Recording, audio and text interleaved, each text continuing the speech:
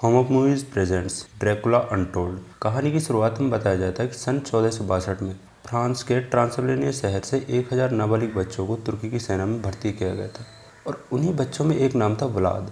Vlad को सेना में जल्लादों का बादशाह या फिर ड्रैगन का बेटा कहकर बुलाया जाता था, क्योंकि व्लाद लड़ने में बहुत ही माहिर था। वो अकेला ही 100 के बराबर था और व्लाद की इसी काबिलियत से खुश होकर तुर्कों ने उसे ट्रांसिल्वेनिया शहर का शहजादा बना दिया।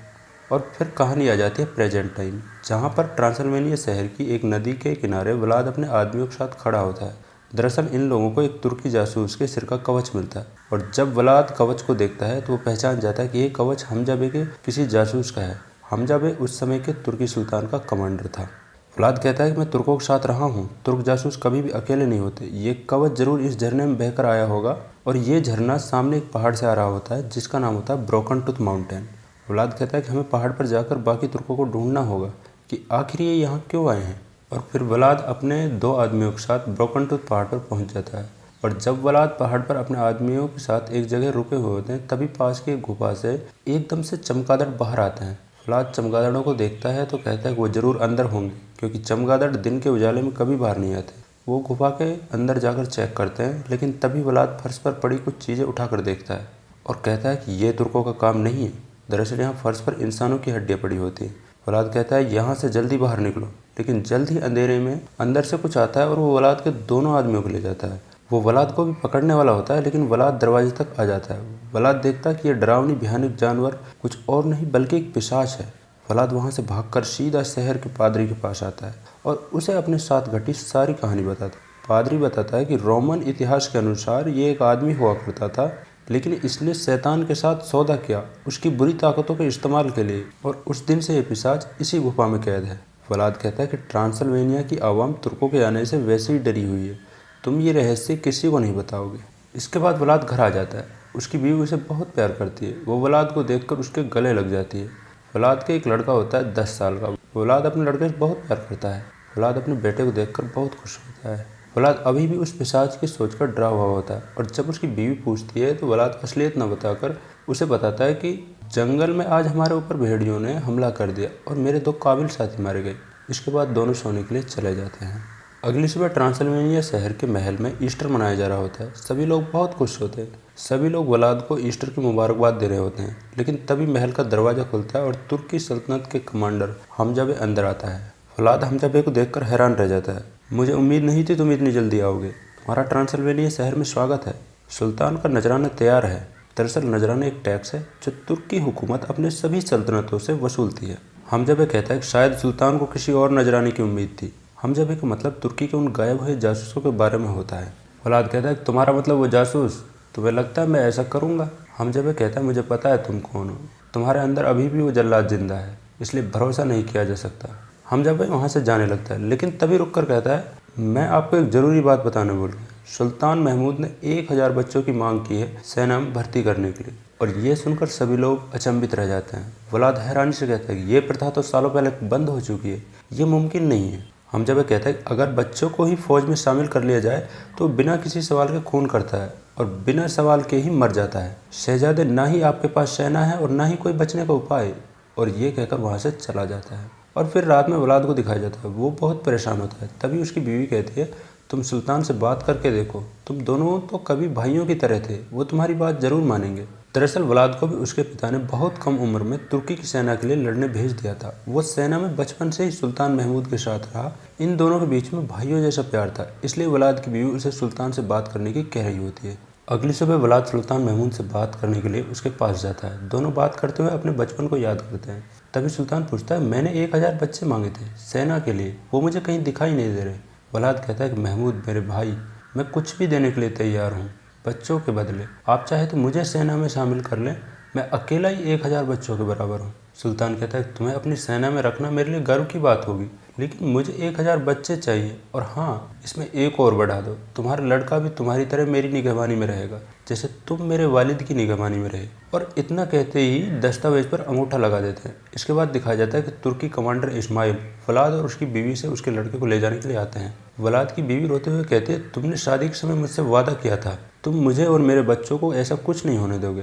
तभी वलाद का लड़का कहता है कि मैं ये कर सकता हूँ, मैं जाऊँगा। और अपने पिता को कहता है कि आपको मुझ पर फख्र होगा।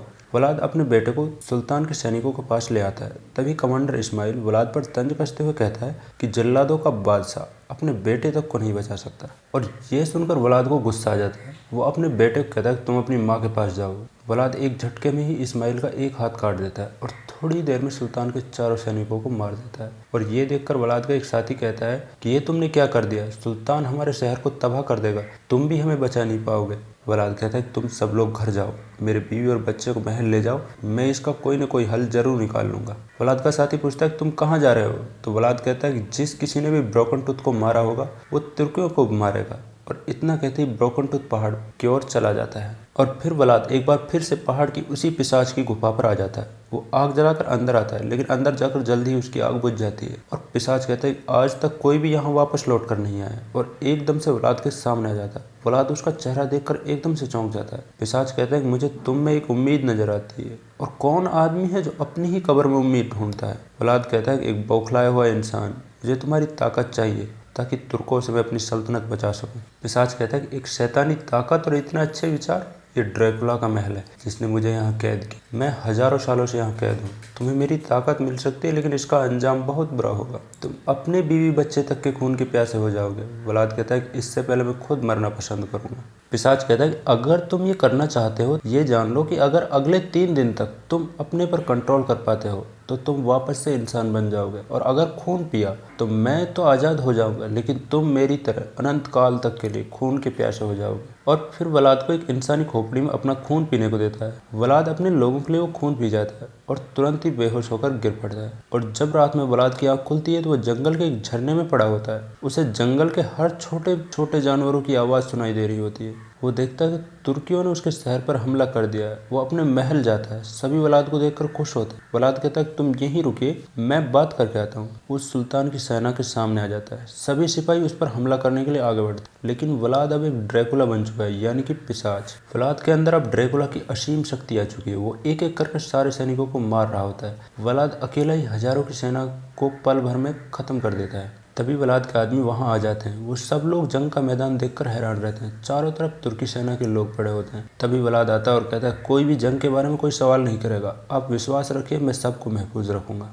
और उन्हें बताता है कि हम लोग यहाँ रहकर ज़्यादा दिन तक बच नहीं सकते, इसलिए हमें पहाड़ के ऊपर यानी कि कोजिया मोनेस्ट्री के रास्ते पर चलना चाहिए जो तोप की पहुँच से बाहर है। दूसरी तरफ सुल्तान महमूद को खबर दी जाती है कि वलाद ने उसके 1000 सैनिकों को मार गिराया है। सुल्तान सुनकर गुस्सा हो जाता है और कहता है अब की बार 1 लाख सिपाही भेजो, और हाँ, मैं खुद उनकी अगुवाई करूंगा। वलाद अब कोजिया मोनेस्ट्री के पहाड़ों पर आ चुका होता है। उसका एक सिपाही कहता है कि हमें अपने पूर्वजों की तरह लड़ना चाहिए। इन्हीं पहाड़ों में रहकर हम अगले 4-5 महीने में तो ये जंग जीत ही जाएंगे। लेकिन वलाद कहता है नहीं, ये जंग मुझे सिर्फ 3 दिन में ही जीत। और वलाद के साथियों को ये एक मजाक लगा। दरअसल वलाद ऐसा इसलिए कहता है क्योंकि 3 दिन बाद वलाद फिर से एक आम इंसान बन जाएगा। और जब रात में वलाद अपने साथियों के साथ बैठा होता है तो उसके साथी चिकन खा रहे होते हैं, और ये देखकर वलाद को खून की प्यास लगने लगती है। वलाद वहाँ से उठकर सीधा जंगल में चला आता है। तभी वहाँ पर पादरी आ जाता है। पादरी को जंग के बाद से ही वलाद पर शक होता है। वह चेक करने के लिए वलाद के सामने एक गिलास में अपना खून निकालता है। वलाद ये सब देखकर गुस्सा हो जाता है। वह पादरी को उठाकर एक पेड़ से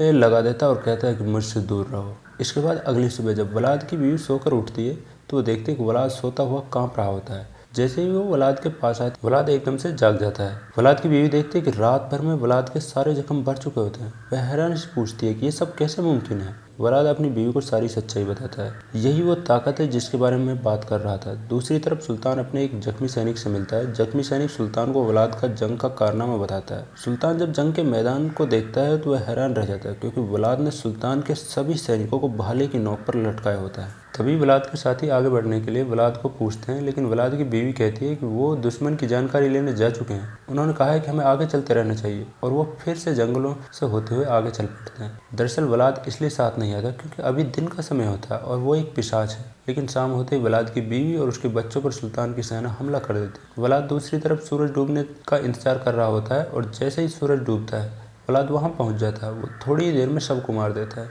अगली सुबह सुल्तान को बताया जाता है कि वलाद के अंदर कोई शैतानी ताकत आ चुकी है। सब लोग डरे हुए हैं, कोई भी वलाद के सामने नहीं जाना चाहता। सुल्तान कहता है कि सभी सैनिकों की आंखों पर पट्टी बांध दो। डर उसी को लगता है जो दिखाई देता है। दूसरी तरफ वलाद फिर से अपने आदमियों के साथ पहाड़ पर एक महल के अंदर होता है। वो अभी भी सूरज के सामने नहीं आ रहा होता है। तभी पादरी तलवार लेकर वलाद के सामने आ जाता है, लेकिन पादरी तलवार वलाद को ना मारकर तलवार से एक पर्दा काट देता है और एकदम वलाद धूप में आ जाता है। उसका चेहरा जलने लगता है। सभी लोग ये देखकर डर जाते हैं। वो वलाद को खर सहित आग लगा देते हैं, लेकिन वलाद कुछ ही देर में जैसे ही सूरज छिपता है तो बाहर आ जाता है और अपने आदमियों को कहता है, ये सब मैंने तुम लोगों को बचाने के लिए किया, सही शुक्रिया अदा किया तुमने। और इतना कहते ही सब पीछे हट जाते हैं और फिर कुछ ही देर में रात हो जाती है। लेकिन वलाद अभी भी परेशान होता है, क्योंकि भले ही वो पिशाच हो लेकिन वो अकेला होता है और उसके सामने सुल्तान की लाखों की फौज होती है। वलाद के पास जंग जीतने के लिए ये आखिरी रात होती है, क्योंकि वलाद अगली सुबह फिर से एक नॉर्मल इंसान बन जाएगा और उसने किसी का खून नहीं पिया। तो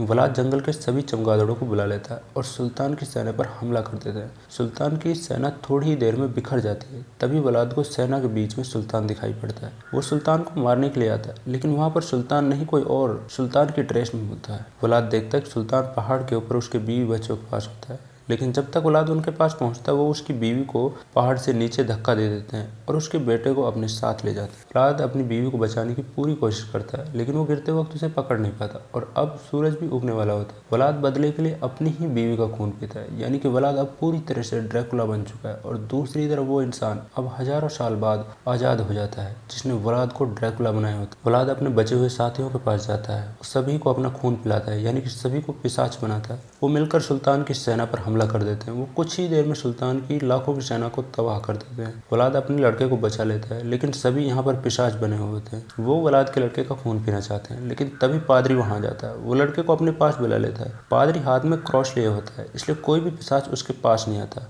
और तभी सूरज निकलता है और वलाद समेत सभी पिशाच जलकर मर जाते हैं। लेकिन कहानी के अंत में दिखाया जाता है कि वलाद की मम्मी में कोई अपना खून डाल रहा होता है उसको फिर से जिंदा करने के लिए, और यहीं पर कहानी का अंत होता है। आखिरी सीन को देखकर लगता है कि जल्दी इसका अगला भाग आने वाला है। अगर आपको ये वीडियो पसंद आई हो तो प्लीज़ चैनल को सब्सक्राइब कर लें और ऐसी ही वीडियो देखें।